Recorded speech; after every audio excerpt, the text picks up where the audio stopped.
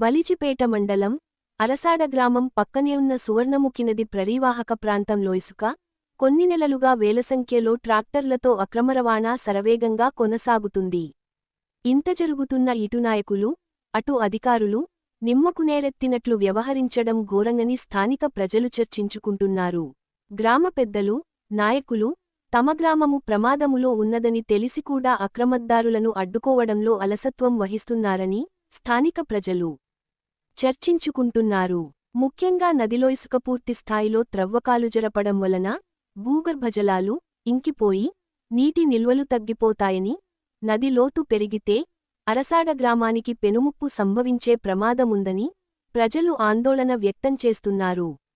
ఊరికి ఒక గట్టి పునాదిలా ఉన్న రాతి ఆనకట్టు ఇసుక త్రవ్వకాలలో భాగంగా నేలమట్టుకు గుచ్చుకుపోయి రాతి ఆనకట్టు పూర్తిగా శిథిలమయ్యే పరిస్థితి వస్తే అరసాడ ఊరు మొత్తం నది ప్రవాహంలో కొట్టుకుపోయే పరిస్థితి ఉన్నదని ప్రజలు భయభ్రాంతులకు గురవుతున్నారు. గ్రామానికి ఎన్నో విధాలుగా ఈ ఇసుక దోపిడీ వలన నష్టమే తప్ప లాభం లేదని అర్థమవుతుంది. ఈ ప్రభుత్వమైన తన ఉనికిని కాపాడుకోవడం కోసం జియోలను జారీ చేస్తుందని, జియోని ఆధారంగా చేసుకుంటే ఊరే మాయమవుతుందని ప్రజలు ఆవేదన వ్యక్తపరుస్తున్నారు.